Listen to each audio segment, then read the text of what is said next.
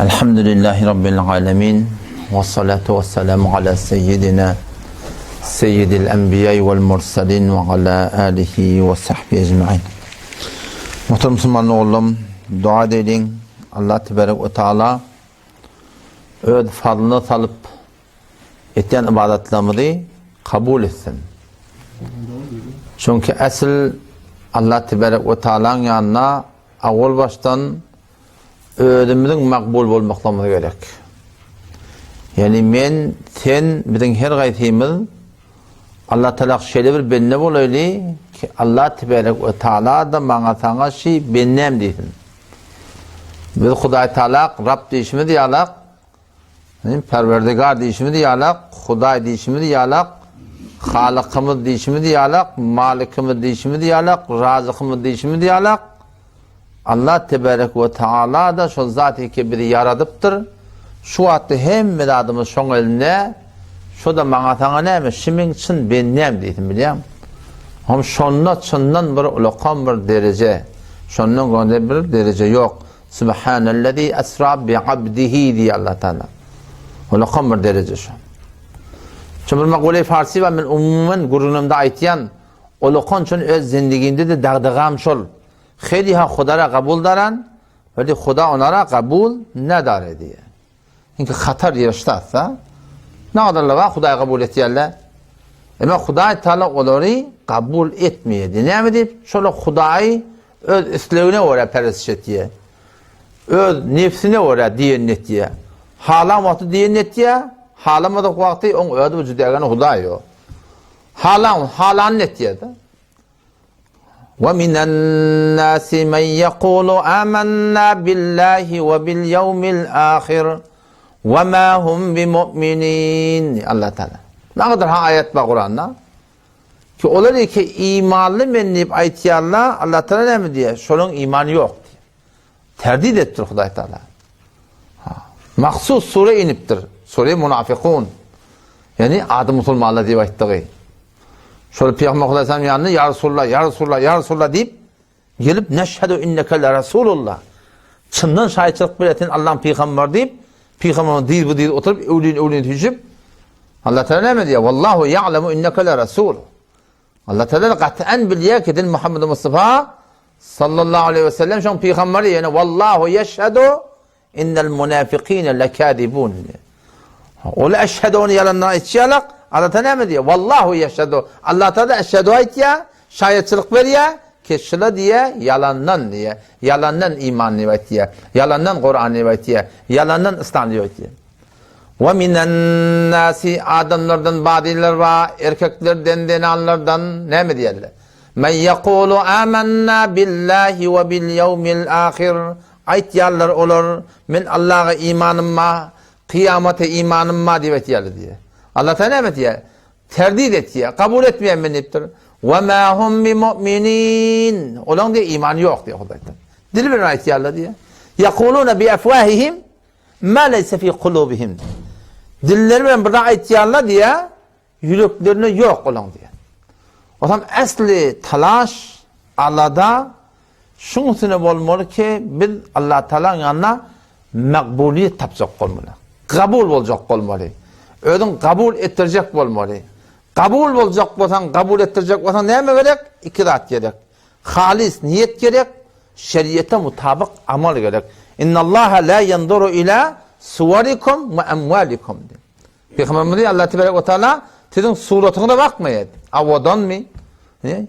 Küle mi? Şuna mendeş. Üzün mi?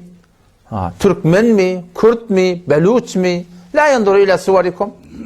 Sizin daşınız ödenek Huday Teala. Ak mı, kara mı? Ve emvalikum malını da ödenek diyor. Bay mı, garip mi? Malın buna Huday Teala işi yok. Ne mi işi var? Velakin yanduru ila kulubikum niyetin o diye. Ne mi niyet bilen keplaptu? Ne mi niyet bilen namaz okuyor? Ne mi niyet bilen sadaka veriyor? Ne mi niyet bilen arada tutuyor? Ne mi niyet bilen hayır hesad ediyor? Yanduru ila kulubikum ve a'malikum. Amalın da gözlüyor. Niyetin doğru olup amalın doğru olmasa yine Allah Teala kabul etmiyor. Hadislerde geliyor diye kıyamet günü avval baştan 3 neferden hesap kitap alacak. Yani 3 cemaat dedi diye. Mevlana Zekeriya rahmetullahi aleyh Fecel Sedakatta galiba şunu gördüm. 3 cemaatçıda diye. Avval baştan 3 cemaattan bir cemaat onu kontep heni hesap kitap başlanana. Alem cihan Adam Aleyhisselam'dan ta ahir noktaya kıyamet milyarta trilyarta insan hem adamla Adam Aleyhisselam şol 30 metre boyu bilen birden bıtada hem adamla üşecek şatada trilyar insanlar on şol meydan meşer başlamadan önce 3 cemaatten hesap kitap alınacak diye. Bir cemaat karıyla diye. Şu Müslümanlar gördün ha. Onun Müslümanlardan biri 3 nefer 3 cemaat hesap alınacak. Karıyla, ahulla, mollala, öyle ki dini öğrettirler, diyanet öğrettirler, kepleptirler, gurum öğrettirler, hücre öğrettirler, karışılık öğrettirler. O bir cemaat sakıyla diye. Sakî, sekavatları var. İmanlı adamlardan. O bir cemaat neymiş? Şehitli diye. Olur ki Adam Aleyhisselam'dan ta ahir noktaya kıyamet neyme? Huda deyip vuruşuptırlar. Meydan cengde şehit de oldu. Şehit adını attırlar. Şu 3 cemaatten getirip Allah Tebarek ve Teala yekan şolara beren nıgmatlarına açacak. Tana şeyle verdim. Ne ettin? Şehide başlayacak diye. Şehit, ten yolda öldürülüm. Ten yolda teke oldum. Kellem kedildi. Kariye açacak, alim açacak, ahun açacak, şeyh açacak, mamusa açacak, ne mi diyecek? Ha ben şeyle, ten yolunu öğrettim, talim verdim, dinin gurumu verdim, sakî de verdim diye açacak diye. Hiçbir hayır yeri koymadım, verdim. Allah Tebarek ve Teala şun her gayını cüdegâne kepleşip, cüdegâne sen yalan ağlayan diye açacak diye. Tene batır diyecek bolup, batır diydirecek bolup gittin meydana, o da sana dünyada değilli, tene kari diydirecek bolun, dilevar diydirecek bolun, alim diydirecek bolun, tene takî diydirecek bolun, berimil diydirecek bolun, bu da dünyada değilli, düngdörlüp şöyle cehenneme konacaktır diye. Sonra Türkmen milleti yardım açar, niyetin doğru olsun yerler şu kadar, amallar doğru. Doğru amal, ama niyet doğru da yani. Doğru amal, niyet doğru yani. En iyisinin tersinde bolup şey.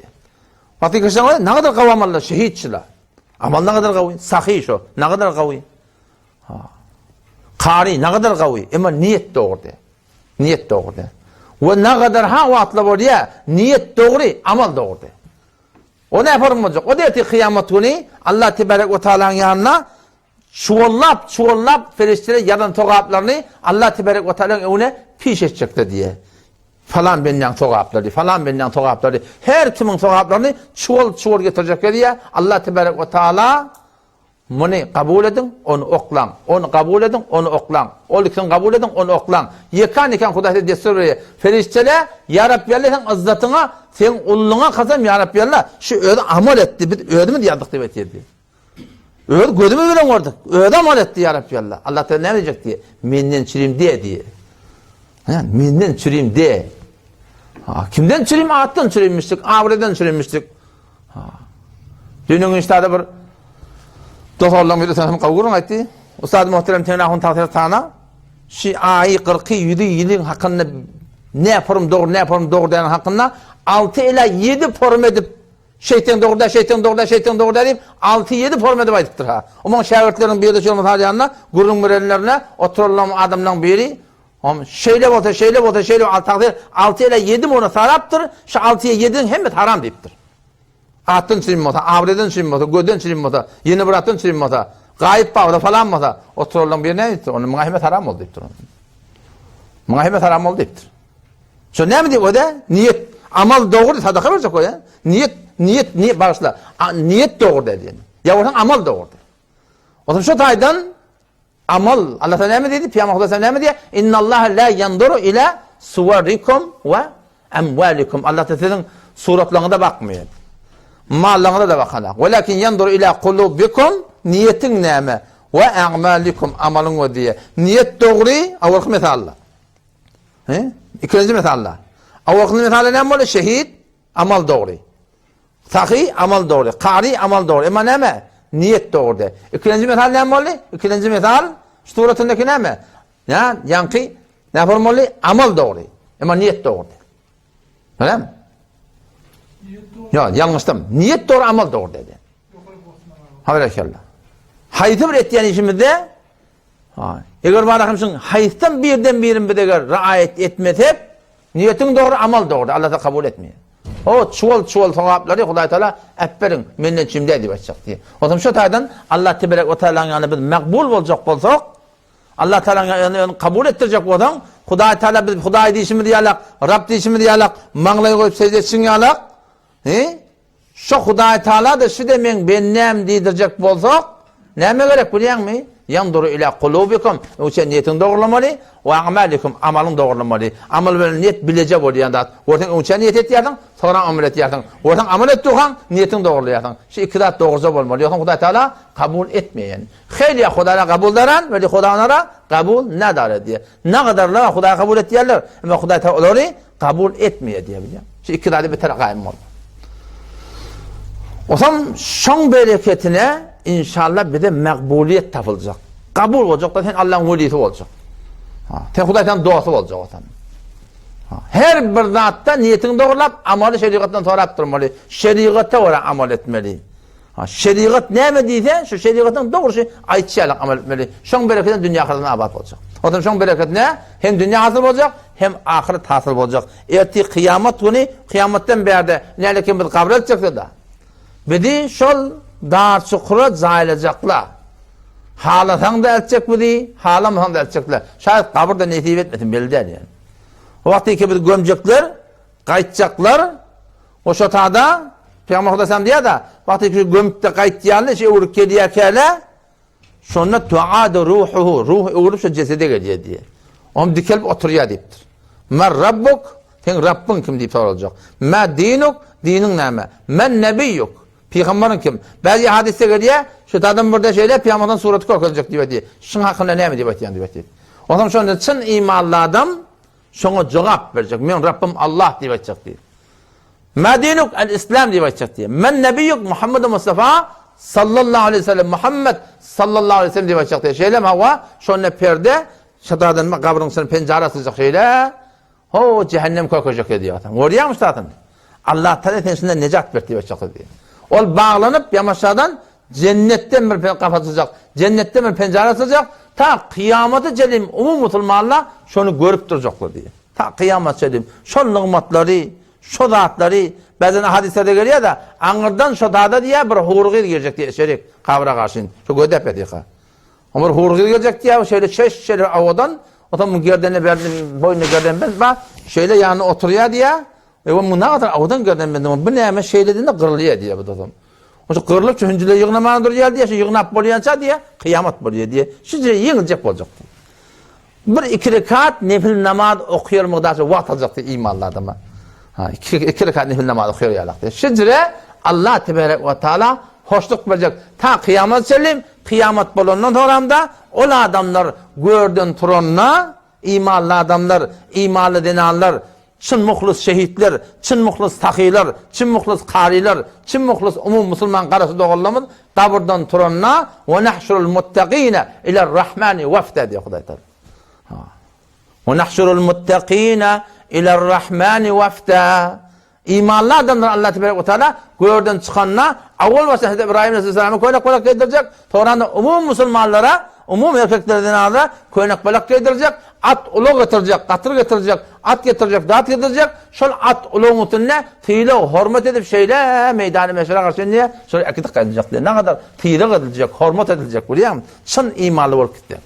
وَنَحْشُرُ الْمُتَّقِينَ إِلَى الرَّحْمَانِ وَفْتًا وَنَسُوقُ الْمُجْرِمِينَ إِلَى جَهَنَّمَ وِرْدًا Kafirleri, adı musulmanları cehennemden karşı onlar var ya sürülen bana susuz et diye orada da Hudaý hakkında diye Allah Teala götürecek diye Hudaý hakkında.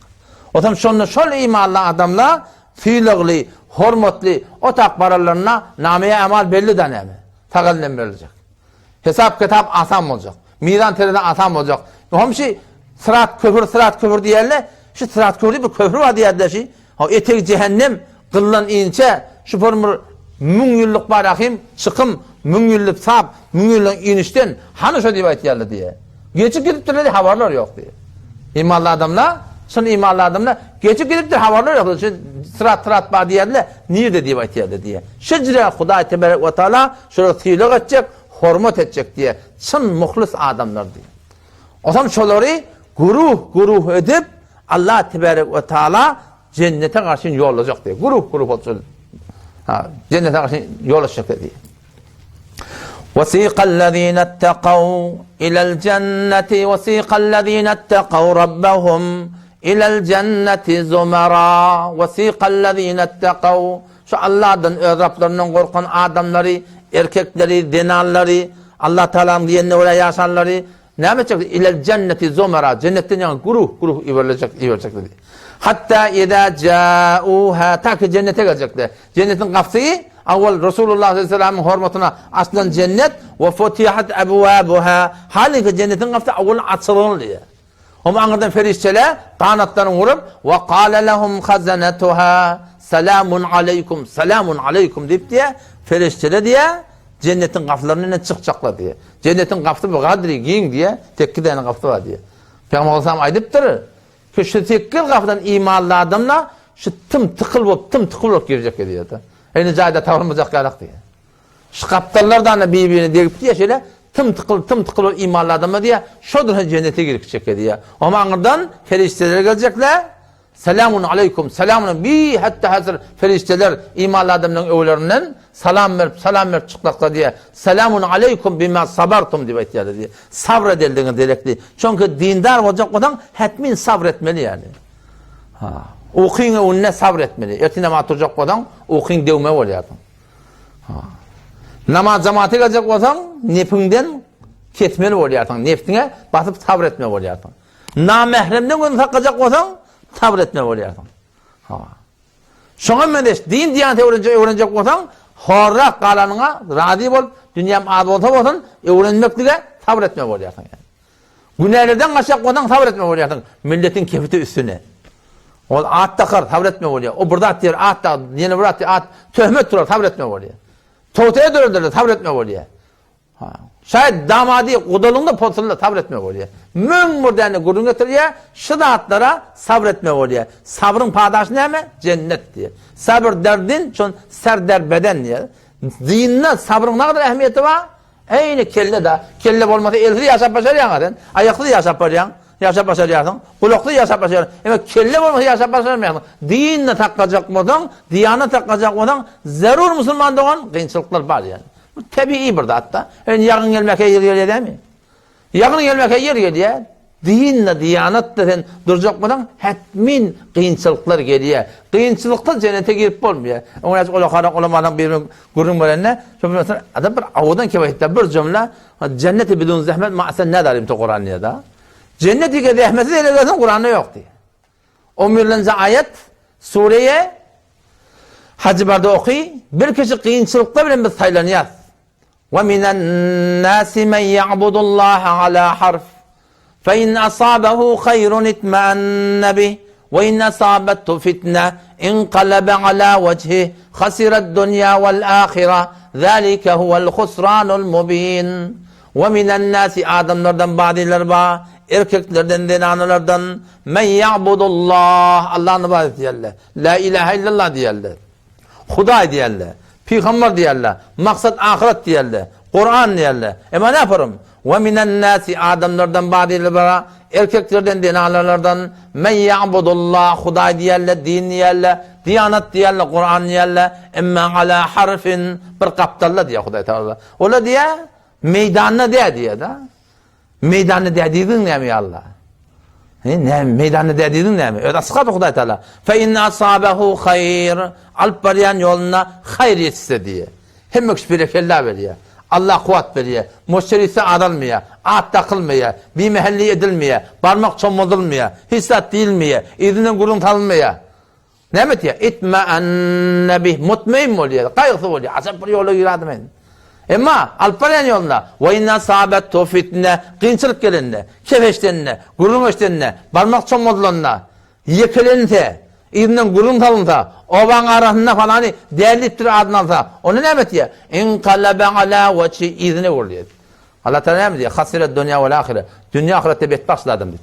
Kıyınçılıklar derekli, narahatiler derekli, perişaniler derekli Hudaý Taalaň rezaýetini goýup mahluga razy bolýan, halygyň rezaýetini gözlemäni halka razy bolýan, dine we ýaşamaklyga razy bolmany, ýylyň gowuny görjek bolýan, hasirat dünýä we ahire. Dünýä ahirette betbaq söýdi. Kimin gowuny görjek bolup, kimin gowuny degýär. Bir zat ege 7 gat asman taklap duran şo, 7 gat yer taklap duran şo, gecen şoň getirýär, günnüdin şo getirýär, bagyň şo berýär, miwaň şo berýär, ogluň şo beripdir, gyýdyň şo beripdir, denanaň şo beripdir, galbyň şo urdypdy, ekiniň şo berýär. Toňtuň şo getirýär, güýdüň şo getirýär, ýadyň şo getirýär, gözüň kirpigi şondan, diliň aşagyna çeşme şondan, golaňdaky şondan, peşew därediň hemme zat şo Allah Taala etdi. Hemme zat edip duran Hudaýdan el çekip gapdylyna biri at takýar. Şuna, şundan çürümi. Hiç sadın da etse öldü. Algını da kömekleşenak, bergini de kömekleşenak, meridine cevap verenak. Hiç sad, sıvran başına bir ağdı başına bir bırdat deyip durdu. Ama şöyle adamla dünyasına gerek kalsa, hayatından bırgaç yere geçsin bir yeri, lap tayaklaşıyorlar. Suğun avatı olanına geldi var, suğun yolunu kettin, lap bana hem idirdeşiyorlar. Haydi bir işe girenine, şu taada bir kep kurundur etti, onlar rahim işçinin başlığın hakkında sahipkarın yanına barıp da bir kurundur etti, şunu çıkartacak bodun, neylekim sen çıkan buraya karkanadan diye, men biliyan sen diye. Dünya ne kadar kalkana dikleşiyor biliyan mi? Hem sayeti gelip de var rahim, sadece bir çelek su, lar su, şunu çürüğüne sıkıyonuna, şu benim var rahim lap birleşiyor. Ama dini kadar kalana, dünya kadar kalana batır, dini kadar kalana, hay ganimet bolar. Milletin de keyfine kalıp vermelerdir oğul hi. Şılar Allah'ta ne mi diye? Hasiret dünya ve ahire. Dünya ahirette betbaşlı adam diye. Peki ona vakti ki cennetiyle cennete giriyor ya, ferişleri ne mi diye? Selamun aleykum bima sabartum. Selamun aleykum bima sabartum. Salam olsun size. Tamam girip var ya da. Ne mi direkt? Bima sabartum. Sabrederdiniz direkt diye. Cennetin sabrın padaşı, sabrın soğabı ne mi? Sabrın neticede ne mi? Cennet. Sabır olmasa din saklap olmuyor Müslüman. Açık görün yani. Sabır din saklayacak olan bayağı sabretmeli. Yani meğer senin kanımı Peygamber sallallahu aleyhi ve sellem'in kanını koyarak mı meğer? Şonu kurupturlar, şonu yencipturlar, şonu horlapturlar. Ve kâlellezîne keferû kafirler ayettiler diye Resulullah sallallahu aleyhi ve sellem davet ver ketpiye. Cennete karşı, cehennem mali korkuyor. Kabrada bari korkuyor. Ölün nuhu diyelim var diye. Ola ne mi diyorlar? Ve kâlellezîne keferû hel nedullukum alâ raculin izâ muzziqtum kulle mumezzakin innekum lefî halqin cedîd diyorlar. Peygamberin maskara ederlemiştikler. Basmırlarlamıştıklar. Türkmen dili masala ne mi diyorlar? Oyunu ederlemiştikler. Yobalarlamıştıklar. Ne mi yobalayarlar? Ölümde dur dirilmek var diye dedi. Ölümde dur dirilmek var diye şidip yobalarlamıştılar. Ve kâlellezîne keferû kafirler ayettiler. Hel nedullukum alâ raculin ayette bir adam koku değil mi?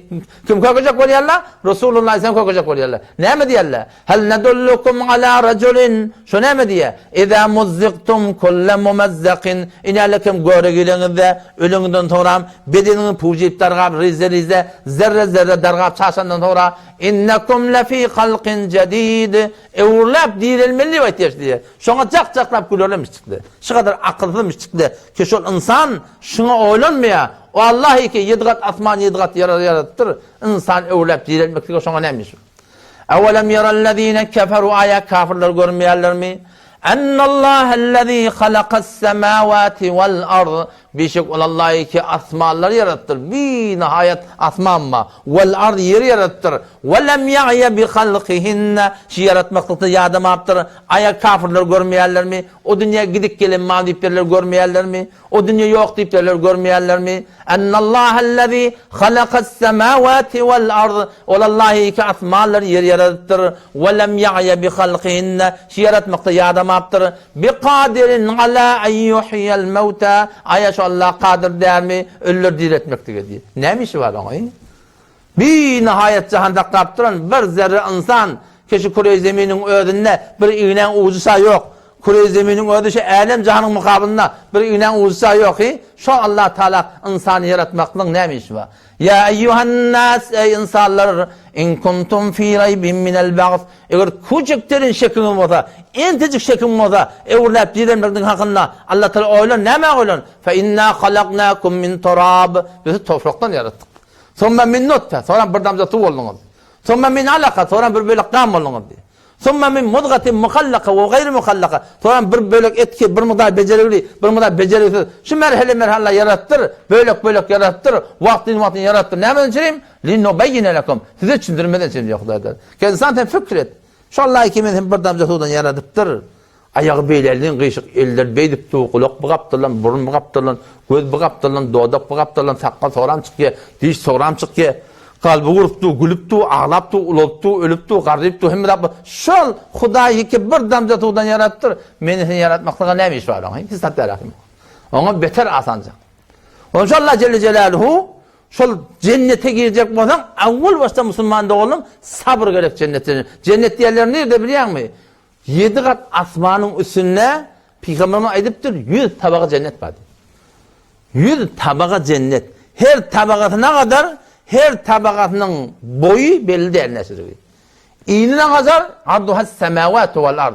7 kat asmanı yapışırsan şu adını fezai mecali veren cihanın ne kadar giyinliği bir gayri kabil tesevvurluğu adamın oyuna girmeyenliğini belli olurlar. Şu 7 kat asmanı yapıştırmalı, 7 kat yerde yapıştırmalı, o zaman şimdi yapsan ne olacak? Cennetin iğni olacak diye. Ne kadar ola kalmamışsın? Arduhas semavatu vel ard. Asman yerler olacak cennetin iğni. O zaman her tabakatı şu zire giyin olacak yani. Adam Aleyhisselam'ın ta ahir noktaya kıyamet milyarta adam var da şun bir tabakatının öyle hem ekşe tıkar deyiptir Peygamber. Bar yoğun zayılacak deyiptir. Bir tabakatın öyle. 100 tabakat cennet var diye. 7 tabakatın üstünde. En kibarlaten tabakatın adı ne mi? Cennet-el Firdevs diye.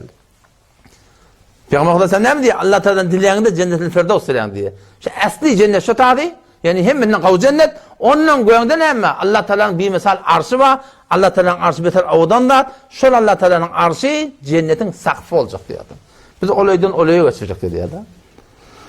Peygamber sen katam süvayt diyen. Sen şu an ben tesavvura kömek verdim de 7 kat atman 7 kat yer.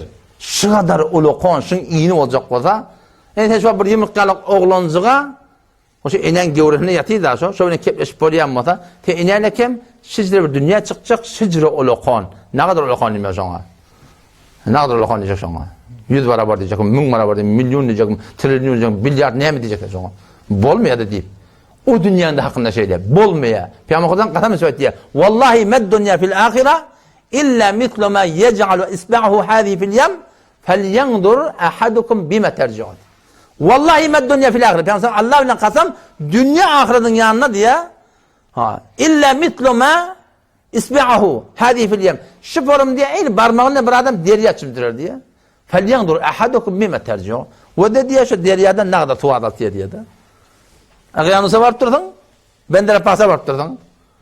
Ağyanısa arama varttırdın, ağyanısa etlese varttırdın. Şu şallak yatan yer, şallaklap yatan derya, su. Sen şuna barmak şey batırıyan, o şey çıkarıyan. Ne kadar tuvadıllay? Dünya ahiretin yanına şimdi yalak ettirdi. Şu kadar bir nihayet cihan mı? Bir nihayet cihan. O zaman şol cennet dediğine mi? Bağlık diye bayittiği. Bostanlık diye bayittiği. Hem şu şu bağ olacak. Dağı dağ olacak. Deryatı derya olacak. Çölü çöl olacak. Akarları akar olacak. Şol bağ bostanlığın içinde görünmedik bağlar var diye. Görünmedik öyler var diye. Görünmedik caylar var diye. Görünmedik nimetler var diye. Me la aynun rahat. Gözün görmedik rahatları. Ve la udunun semiyat. Kulun eşitmedik rahatları. Ve la hatira ala kalbi beşer. Yüreğe düşmedik. Nimetler şu takbını. Bu ağ o değil. Onun batı öde. Bunun batı öde. Falan çavat adam şahit angarık gitti. Bunu öde onu öde deyip diyen. Görünmedik nimetler var diye. Om şol bağlılık bu sağlığın içinde aktiki adama aktiki insan dirildi ya Huday Tebarek ve Teala cennete girme olamızda Allah Tebarek ve Teala bize öyle dirildiğinde adam atan boynu verecek diye. 30 metre davul ya tariban. O lokam memmeye alak. Bazılı nezle olmalı tamam o gider daha yok diyende ne mi? Falanca metre olur. Ayaklar nezle olmalı, sineler nezle olmalı, kurtaklar ne kadar giyim olmalı, bazılı ne kadar olmalı. Her adama 100 erken gücü verecek diye. Fakat kuvve-i şehvani taydan, garize cinsi taydan, ayalın olonşan hakkını ödeme taydan her adama 100 neferin gücü verecek diye. Başka bir güç verecekler. O zaman bağlarına kadar lokam olmalı biliyor musun? O zaman cahillerine kadar lokam olmalı. O şol bağ bu sağlıkların içinde vakti ki şu cennete giriyen öyle dirilip bayan değil mi? Şu cennette şol heykel, şu azamat bilen imanında kıl olacak ya diye kuldu. Takkalla olacak ya, murt da olacak ya. Fakat kasın olacak, avudan taçın olacak. Kaptal yerinde, buğdunda hiç jordu murt, sağda avudan olacak. Yelbesune min sundusin ve istebrak mutekabilin Allah Teala yuğucuk ebrişenden getirecekler. Doğanın yuğucuk ebrişen olacak, kalın ebrişen olacak diye. İnnel muttakine fi makamin emin kaygısızlık yerde olacak. Fi cenneti ve uyun. Şol bağlıklarda, bostanlıklarda olacak. Yelbesune min sundusin ve istebrakim mutekabilin yuğucuk ebrişenden, kalın ebrişenden karşı oturup oluyor. Hulgıyla bilen, imanlı geçen dediler bilen, neneler bilen, kakallar bilen, oğlan uşaklar bilen, şu borum hoşlukta yaşap ve zavvecnahum bi hurin ayn. Allah Teala hurgıyla öyle cüblecek diye. Yed'un fiha bi kulli fakihatin aminin. Mivolar var, mivolar yolmak gerekke, yığmak gerekke. Sen çağırın mivan öyle gelecek. İsteden gülüyecek olurlar ha getirip verecek diye. Şol cennete şöyle girme olanlar kulli beden saf olacak. Heliyle de şeyle erkekle de şeyle diye. Ha. Denanının hemmeti uruben. Cennetin hurgıyları ya imanlı denanına uruben. Öyle adamlarına aşık olacak diye. Beter muhabbetli olacak. Etrafa hemmet hem seninle sahip olacak. Birinki 15 yaş, 10 18, 13, 10 25, 10 35 yok. Hemmet hem seninle sahip olacak diye. O zaman şu cennette var ya, şu hoş mulayim havada kakılık adamdan gelmiyor.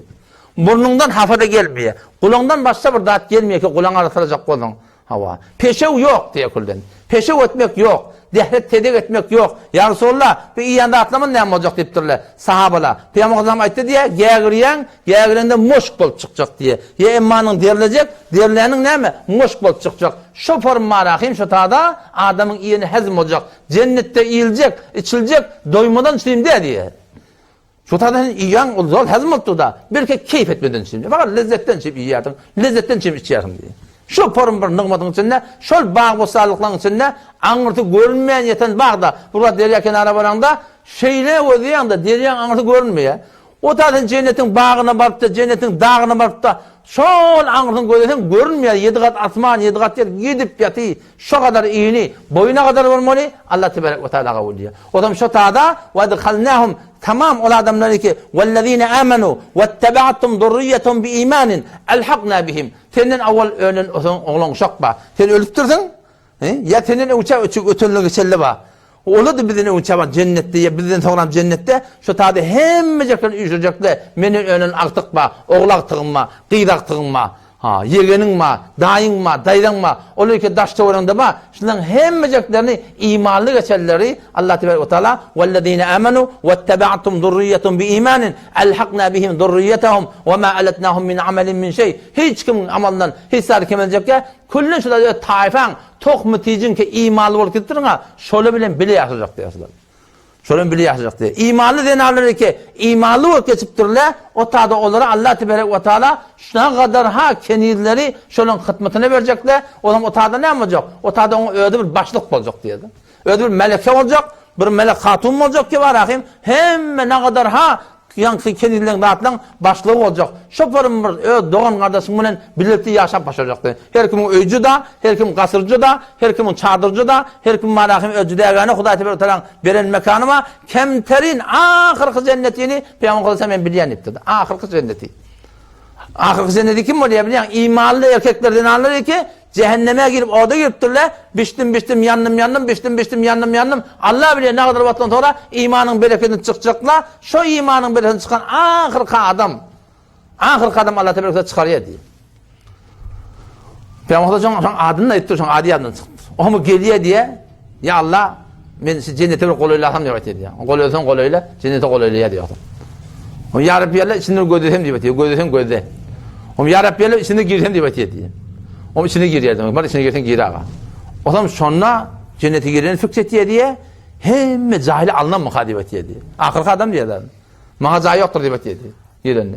Allah tebarek ve teala şu ahirin cennetiye şu dünyanın 10 barabarını verecek diye. 10 barabar cennet. Şu kure zemin, alem cihanın yanı ne mi? Bir ilan uzuşa varmış. Bir nihayet cihanın içinde kure zeminin yerin ne mi? Hissiyeti var. İlan uzuşacaktı bolatı o da. 10 barabar cennet verecek diye. O zaman şu cennette Müslüman da oğlum hususi cennette olacak, umumi cennette olacak. Ashabul yemini ve ma ashabul yemin. Ashab-ı yemin ma? Umumi cennetiyle var. Hususi cennetiyle de var. Umumi cennette var, hususi cennette var. Hususi cennet kiminki? Ve's-sâbikûne es-sâbikûn. Sahabalar var. Tabi'in ma? Tebe tabi'in ma?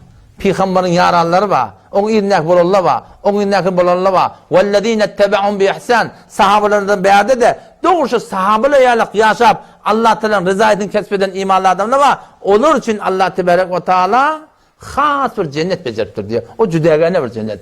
Fi cennetin naim. Duruşun nıgmat bulan bağlıkta diye. Halan bağınma diye. Şu bir yerden baranda Allah Tebarek ve Teala emrine yıl eşek diye cennetin içinde. Onun için şakalan yıl şakala bilen, bağın şakaları bilen, cennetin bağın şakaları bilen bir müzik ya müzik şöyle bir çalınacak diye adamlar hiç eşitmedik daha diye. Kulen sermest olacak diye şundan. Allah Tebarek ve Teala Sure Er-Rahman'ı öyle okuyup verecek diye. Resulullah Aleyhisselam Sure Yasin'i okuyacak diye. Hazreti Davud Aleyhisselam Zebur okuyacak diye. Vaktin porum nıgmat olacak. Şol nıgmatların içinde adama hususi cennet var diye. Hususi cennet. Fi cennetin naim tulletun minel evvelin ve kalilun minel ahirin. O avval geçerlerden sahaba, tabi'in, tebe tabi'in o hususi cennette beter kem olacaklar. Ve kalilun minel ahirin. Son kulorda karnı çağırın, pencum, şişim, haftam, açtım. Ta 14. karnına gelince o sahabalı yalak, tabi'in yalak, tebe tabi'in yalak olur ağır olacak diye. O ne yapalım cay? Ala sururin mevzuna. Hol bu sağlıkların içinde her yerde taht koyul diye. Tendeli koyupturlar, mid koyupturlar. Ala sururin mevzuna. Kızılın simhay telayı. Kızılın bulan timle bilen avudan kanapalar, avudan mobillar, tahtlar dağıtlar. Otada oturacak odan. Teşi eve gidince cay tökönmeye diye. Eve gidince oturmana cay tökönmeye. Eve gidince ıslakır tökönmeye, derya tökönmeye, dağ tökönmeye, mive tökönmeye. Şala sururin mevduna muttekine aleyha mutekabilin. Her yerde oturuyor diye, karşı bak diye. Öd ayalı bilen, öd imanlı oğlu bilen, öd imanlı gelini bilen, öd imanlı gıydı bilen. Tamam, ala sururin mutekabilin. O zaman otada gidip yığmak gerekiyor, palanat getirmek gerekiyor, palanat etmek gerekiyor. Belki ne mi? Ve yetufu aleyhim vildanun muhalladun. Kulyacık olancıkla 13-14 yaşında olur ki imanlı adamların oğlan uşakları balığa olmaka dünyadan gidiptirler. Ya kafirlerin oğlan uşakları balığa olmaka dünyadan gidiptirler. Şöyle şotada gül yacak olurlar. Ehli cennetin hıtmetisi olacak diye. Ve yetufu aleyhim vildanun muhalladun. Gül yacak olurlar. Olan öyle beter avadan diye. İzâ ra'aytehum hasibtehum lu'lu'en mensûra. Şu gül yacak olurlar. En pıtrak eten morvaliyet yere. Ayacak olurlar. Sen doğal daşçalarına aylantıyorlar. Ve yetufu aleyhim vildanun muhalladun. Ne bilen? Bi ekvâbin ve ebârîka ve ke'sin min me'in. O cennetin akarları var. Şu cennetin akarlarından alıp geliptirler diye. Cennette 4 tane akar var diye. Metelul cennetilleti ve'idel muttakun. Ol bir cenneti ki Allah'dan korkuyanlara vaade veriptir. Fiha enharun. Akarlar var diye. Ne meden? Mimma in gayri asin. Saf sade su akıp var diye. Şakırdıklar su akıp var diye. Ve enharun min lebenin. Süt akıp var diye. Süt portiyondan nacur portiyo. Lem yetegayyir ta'muhu. On tagamı yütkemeye diye. Ve enharun min khamrin. Arak şerab akıp var diye. Leddetil lişşaribin. İçen adamlara beter tüyücü. Beyza deyiptir Allah Teala cennetin şerabı. Bu dünya kadar portip olanak tüyücü. Beyza diye Huday Teala. Beter ak şerab akıp var diye. Leddetil lişşaribin. İçenlere beter tüyücü diye. Beter tüyücü diye. Ve enharun min aselin musaffa. Saf edilen balak var diye. Balak var diye Huday Teala. Onun şu gül yağacak oluncuklar şu cennetin ballarından, tüyütlerinden, haydi bir nıgmatından nimet yerler. Bi ekvabi ve ebarika ve ke'sin min ma'in. Şu cennetin livanları bilen. Yine livan bize şey olacak ya diye öyle. Şu livanlar ne yaparım olacak diye. Livanlar noğrayı olacak diye. Noğradan bulan livan, noğran şu atın her nezi yukarıda anırtı görmüyor diye. Ama cennetin noğrayın livanlarının beğeninin gördüğünde anırtı görmüyor diye. Bi ekvabi ve barika ve ka'sin min ma'in. Şu cennetin akarlarından livanlar bilen, küydeler bilen getirecekler, şarap verecekler, tüyt verecekler, bal verecekler, ne biçecek odan. La yusaddauna anha. Cennetin arak şarabını içmeklik bilen kellen ağırmaya diye. Ve la yanzifun. Aklın adam elin vermeye diye. Ama içerli diye şunu. O da içerli diye, nan içerli diye, kıyıd içerli diye, hem içi otel. Ama aklını elin vermiyor da, tamsıklamıyor adam o tadı. Değil mi? Mesf olup ödüm bilmeyen olarak. Ondan sonra ve fakiyetin mimma yetakayyerun. Ha hususi cennet ha. Hevet eden mivan var diye. Ne mi hevet eden? Mivalarına gidip bağa çırmış bilmek gerekiyor diye. Belki mivalar ne mi? Ve cenel cenneteyniden cennetin mivaları diye yakıncak olacak diye. Bağlar asansörü olacak diye. Bağlar asansör. Sen oturanda bağlar etek kaçacak diye. Kıyışardan onun etek kaçacak diye. Güyangadan o da güyanacak diye. Sen halanını oraya gülyacak olurlar da gidip çıkmak gerekiyor. Ve cenel cenneteyniden kutufuha daniye diye Huday Teala. Mivalar yakıncak olacak diye. Ve fakiyetin mimma yetekayyerun. Ondan sonra ve lahmi tayrin mimma yeştehun. Cennetin şol bağlarının içinde tamam kuşlar var diyor. Halan olsun, hokor gerek mi, ördek gerek mi, kepter gerek mi, barak gerek mi, horoz gerek mi, başka ne mi, ördek gerek mi, buğalam gerek mi, o kekilik gerek mi, turaç gerek mi, ne mi diysen, ve lahmi tayrim mimma yeştehun. On şol otuyun zaten, taklan otun nehirde yapması otuyordun, şol nokta adamı hokor geliyor, hokor yetin geliyor adam. Ha iyetin geliyor da. Ama Allah'tan emrine şu gelip ki kebap bol pek öğünçü yadılıyor. O sıfırayı ki yadılıptır anırt verdi yok. Ondan başka şey öğünü yadılıyor. O şu Allah'tan emrine şunu desturunun icazatına öyle iyiyarsın tümklerden çıkarıyarsın sorup Allah'tan emrine yamaçlardan şeyle uçuk gidecek diye Huday Teala utadan emrine öyle. Halan olsun ve lahmi tayrim mimma yeştehun. Halan olsun madem. Başka ayette geliyor ve lahmi mimma yeştehun. Hivat edin etin ma diye. Soğun oraya, iyetin geliyor. Koyun oraya, iyetin geliyor. Geçi oraya, iyetin geliyor. Tavşan oraya, iyetin geliyor. Ne mi iyetin geliyor? Her ne mi iyetin geliyor? Tavus oraya, iyetin geliyor ama.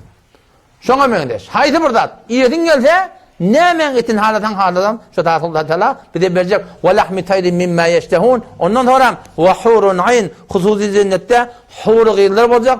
Hur diğerleri ak bedenli vayttığı. Şu beden ak diye, çım ak diye anana olacak diye. 4 yer beter ak diye. 4 yer beter kara diye. 4 yer küçük diye, 4 yer olakon diye. Şu beden ak diye. Gözünün ağı beter ak diye. Manlayda da beter ak diye. Göğüsleri de beter ak diye. Yap yaldırar durmamalı, yap olmalı. Taçı diye kapkara, 4 yer kara dedik de. Taçı kapkara diye. Gözünün karası beter kara diye. Onun kırpık da kara diye. Karşı da kara diye, kırpıkları da kara diye. Kapkara zadat diye. 4 yer küçecik diye adam. Çemizce. Ağrı münasip diye. Burun da şöyle diye. Kulak da şöyle diye. O tahta şöyle diye. 50 nemi hem mi da tep tebi diye. Bir tahtı beyle olanmasa o tahtı beyle olan yok. Huday Teala ağır başına avudan yarattır diye. 4 yer olakon diye adam. Gözleri olakon diye. Çeşme ahuyu olacak. Ve hurun ayin niptir. Ne kadar avudan? Kemthali lu'lu'il meknun. Aynı batılıyatan morvali ihtiyalak diye. Şişri avudan diye. Gözler olakon olacak. Manlay giyin olacak. Göğüsler ve kevaib Allah Teala enar pessan etrabe hem sen nisal olacak. Yanmaşlar olakon olacak. Kemthali lu'lu'il meknun. Aynı bir batılıyatan morvali ihtiyalak.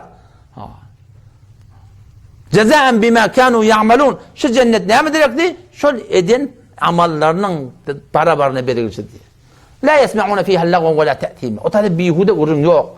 Hem tay vuruşmak yok, kine yok, kuduret yok, gıybet yok, töhmet yok, birinin gevini degmek yok, gevini ağırtmak yok. La yesme'une fiha lagvan ve la te'time illa kıylan selamen selam. Esselamu aleyküm, esselamu aleyküm. Her kim öz hoşluğu bilen bakilçılık diyen zat yok, görüpçülük diyen zat yok diye. O hususi cennetin uğranı. Umumi cennet ne mi? Umumi cennet ashabul yemin nami amala desratının umum Müslüman erkek denanlara Allah tebarek ve teala olarak cüdeganı olurdan başka bir cennet verdir diye. Onun da has Hudaydan korkup Allah'ın radiyeti korkudan adamlar indel muttakin fi makamin emin. Orada bir kaygısızlıkta olacaklar. Nimetler, cennetler nerede olacak? Sure Er-Rahman'a geliyor. وَلِمَنْ خَافَ مَقَامَ رَبِّهِ cenneten. O erkek denanı ki Rabbinden korkuyor. Kıyamette Huday neyimiz cevap verenini korkuyor. Allah da sorduğu için 2 tane bağırtı Allah koyup durdu. Juda gene bağlar kenç tadı iki bağ deyiptirdi. Zevate afnan bağlar ve mahsus iki tane Peygamber Aleyhisselam şon uluqallığına aytır iki tane bağın uluqallığından yani 100 yıllık getirdi töketmeyen deyiptir seni. Bağlar olacak kızıldan niye? Bağlar olacak kümüşten niye? Her bağdan bir meyve çıkanak diye. Nar bağ porum meyve var diye. Alma diye porum diye. Sen nar bağ nerede kalip aynen vermeliler. Her bağda nar var. Her bağda alma var. Her bağda muz var. Her bağda den halam bağın var. Halam meyvan var. Zevate afnan ohum şol iki tane mahsus bağ ki Huday Teala'dan korkun adamlardan söyleyeyim. Zevate afnan bağlar grup olacak diye. Şakalan halandan yapışıp milletin getirmini vermeli. Halandan tutu vermeli. Fihime aynani tecriyan her yerde çeşmeli akarlar akbar diye. Aynani tesnif etiptir. Müfessirler ne mi diye? Muhtelif çeşmeler var diye. Fihime aynani tecriyan. Fihime min kulli fakiyetin zevcan. Bu tadı diye her meyveden iki form var diye. Muttekine ala furuşin batainuha min istebrak. Her yerde kıyışırsıp yapmışıp otuyorlar. Ala furuşin batainuha min istebrak. Hallarının aşağı diye kalın ebrişenden olacak diye. Aşağı. Devlet ne yaparım olmalı? Ve cenel cenneteyniden cennetin meyveleri şoparım yakıncak olacak diye. Kasiratut tarfi. Yarlarına hurgıylar olacak olan da. Gözün aşağı oklayıp duran. Lem yetmisunne insun kablahum ve la can. Hiçbir erkek, hiçbir insan, hiçbir cin onları yakillamadık diye. Kemtali lu'lu'ül meknun. Onları en bakırlı yatan murvari ihtiyarlar. Şoparım Huday Tebarek ve Teala nımat verecek. Hel cezaul ihsani illel ihsan. Kavluğa değil mi diyemiyor Huday Teala. Böyle bana benimle ol kavluğa ettiler, benimle böyle kavluğa ettiler. Ve min dunihime cenneten. Ondan başka yine tevrekte yine başka cennet var diye. O nedir? Mudehemmeten. Berden gözlerinde ezbis yaşıl diye kara mı kadiyen diye.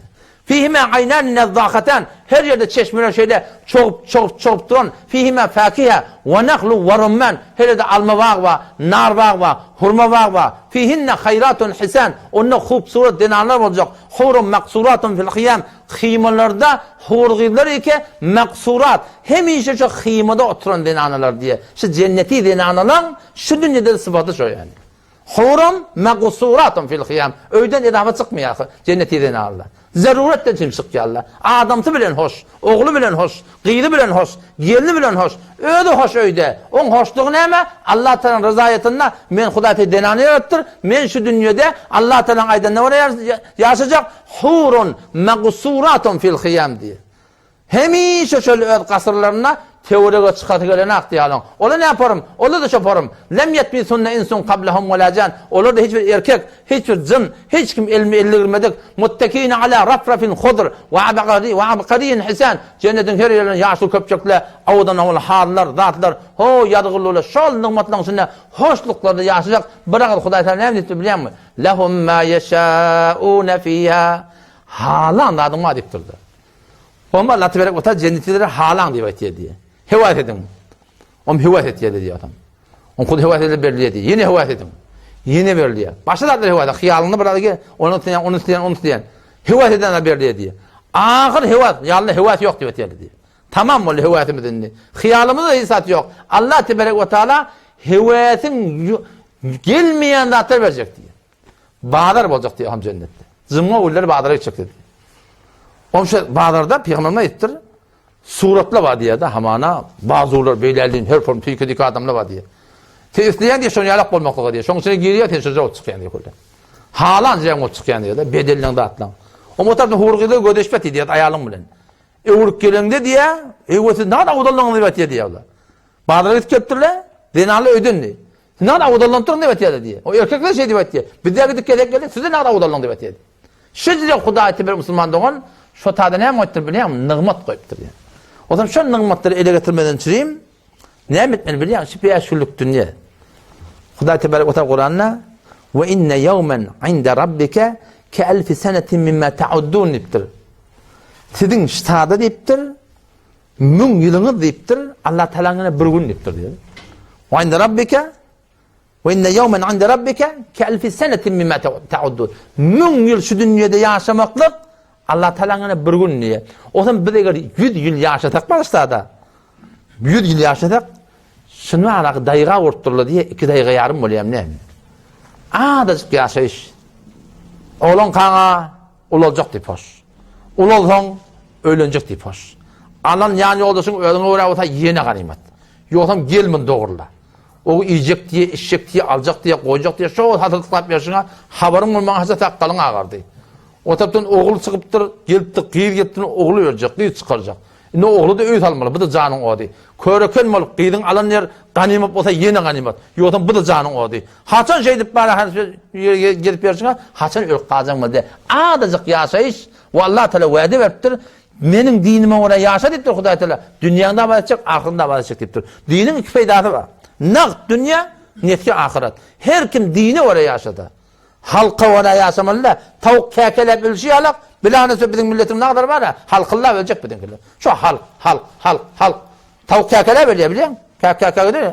Bilin ne kadar milletinin var. Halkıllah ölecekler. Halkta ne çık bu? Halkta ne peyda var? Şu halk. Toy tutsa halk. Yağ tutsa halk. Takkal koysa halk. Yüzünü örtse halk. Hecabesi halk. Namehrem rayet halk. Şu halkıllah gelip bir. Halktan ne peyda var? Yani daha çukura geliyorlar aslında daha çukur durum babası. Şey halkın berginin kömekleşiyor mu? Algının kömekleşiyor mu? Öğün kömekleşiyor mu? Ne hemen kömekleşiyor? Medinin sebep veriyor mu? Ne hemen diyorsa kalbin vurduruyor mu? Ne kadar zulüm? O zaman şol Huday Teala'nın rezayetini halkın mukabilinde tercih vermeli. Şunu ilerletmeli. İl her ne mediysin? Dini öğütmeli. Şun bereket ne? Vallahi billahi tillahi dünyanın davat böyle, ahiretin davat böyle. Kıyınçılıksız bolmar. Ama şu kıyınçılığın içinde tan hoşluk var. Kıyınçılığın içinde tan giyinçlik var. Kıyınçılığın içinde tan Huday Teala yürek giyinçlik böyle, sağlık böyle. Şun bereketine dünyanın davat olacak, ahiretin davat olacak. وَمَنْ يَعْمَلْ صَالِحًا مِنْ ذَكَرٍ أَوْ أُنْثَى وَهُوَ مُؤْمِنٌ فَلَنُحْيِيَنَّهُ حَيَاةً طَيِّبَةً وَلَنَجْزِيَنَّهُمْ أَجْرَهُمْ بِأَحْسَنِ مَا كَانُوا يَعْمَلُونَ وَمَنْ يَعْمَلْ صَالِحًا مِنْ ذَكَرٍ أَوْ أُنْثَى وَهُوَ مُؤْمِنٌ. Kulağa tutulmadan o da şu nuskho şey, ta kıyamet çellimşi şey, ütgemeye. Hoşluk gerek mi? Gençlik gerek mi? Kanaat gerek mi? Qav yaşayış gerek mi? Şu dünyanın urunu. Nuskhanı dolaptırla, nuskho ütgemeye, meni sen ütgemeli. Nuskho ne mi? وَمَنْ يَعْمَلْ صَالِحًا مِنْ ذَكَرٍ أَوْ أُنْثَى وَهُوَ مُؤْمِنٌ. Her bir erkek dinani ki eğer diye Huday Teala, eğer var, men Allah bilen peygamberime ola olsa, halkıllah vermese, iyilik vermese, ne yapacak ya Allah? فَلَنُحْيَنَّهُ حَيَاةً طَيِّبَةً. Hetmin, şu dünyada aratta yaşayış verecek deyiptir. Yöne verecek de değil mi yaptır ha? فَلَنُحْيَنَّهُ hetmin verecek deyiptir Huday Teala. O zaman şu din, öğrenmeli de Müslüman'da o. Din öğrenmeli de. Telaş kalimeye öğrenilmeyen, cuş kalimeye öğrenilmeyen, usta olacak toğuna öğrenmeyen mi? Haydi burada bak ya öğrenmeyen adam usta olsun. Öyle geliyorum burada. Yatan yok da im yok. Şu işte melliyeyle. Yatan adama din yok. Din ne öğrenmeli Müslümanlığı. La ilahe illallah Muhammed Resulullah düşünmeyecektir. Düşünmeyene gelmeli. Namaz okuyamaz, düşünmeyene okuyacak. Düşünmeyene gelmeli. İman, tamdan yeten iman. İman tahkiki yetmeyene gelmeli. Niye gelmeli? Şunu yanak dini ceretine gelmeli biliyor musun? Şunu yanak dini ceretine gelmeli. İman doğru adamdan yanına gelmeli. İman doğru adamdan yanına gelmeli. Şu ne mi yürüme diye uğraşıyor. Şu memleket şeyler de şu Türk mesela milletine doğrulanıyor. Ahun kaneliye, Moğla kaneliye, Cumhur kaneliye. Ne kadar gururları veriyorlar diye. Ona millet doğrulanak diye. Meden ahun iptiren adam Moğla'nın doğrulanıyor. Sen ahun iptiren adamın bilanız ve tembihini yemek. Şular iki bedgatlar yörtük ketip yerler ahi. Halaf Hanefi mezhep ne kadar yörtük ketip yerler. Şular şu kadar şularda nuhusat var. Şu kadar şuların alparayan yol karanqı. Şu kadar şunu Huday'dan adım taşaltıya milleti doğrulama durdun 10 yıl elindeki okuyan Moğollarını şunu adam edip bile ne o? Neyse adam etsin o? Haram eminleşi idirip, eminleyip, kavul olsun deyip, berekellah kardeş Allah kuvvet verin, arkadan hibel hakikaten adamın şagirdi. Doğru adam olur mu? Doğru adam olur mu? Sen sıfır hayluksa bildiğinin yönü gedalığıydı. İşler mi şu? Sıfır öldü. O da suhtun doğru diye, amalın doğru olmuyor. Harap oluyor. Nasıl harap oluyor? Kafirler bizim yani neslimiz harap etmeyen Allah'tanlar. Şu at görüyorsun ne kadar internetin üstünden, fezai mecazın üstünden teleke atları hak ettilerler. Yok natır döre tutturlar biliyor. Maksat ne mi? Maksat rişeden uğrayarlar. İslam'ı dini, vatika Müslüman harap olsa İslam harap oluyor zahiren. İslam kim değil etmeli? Müslümanlar değil etmeli. Şey değil mi? O zaman şu tabi inşallah Teala hakkani ulemalı bilen olun. Hakkı yürütken ulamalar bilen bolan, hakka aytken ulamalar bilen bolan. Hak kim bana sana? Hak Hanefi mezhep. Hanefi mezhepte ne moda? Ha başta kaydan kurun mara. Niyetin doğrula, amalın doğrula dedik de şey değil mi? Niyetin ayırma Hudaýyň andak kurun. Amal her näme çabadan mezhepte ba mı yok bu sorak edin. Mezhepte ba doğru Hudaýyň aydan şu. Mezhepte yok değil mi? Hudaýyň aydan diýär şu musulman. Şeriatyň aydan diýär şu. Allah Teala rızayeti yok. Allah Teala niyetin gözü ya, niyetin doğru da niyetin müşkül yok ki. Amalla gözü ya. Amalın doğru bolmasa, Huda için bolmasa, riya için bolsa, şöhret için bolsa, sen niyetin de doğru. Şey değil mi? Amalın da var rahim, sen ödün doğru diptin. Halaf sünnet bolsa, Allah Teala ne diyor? Ya eyyuhellezine amenu, ey iman eden adamlar, la tubtilu.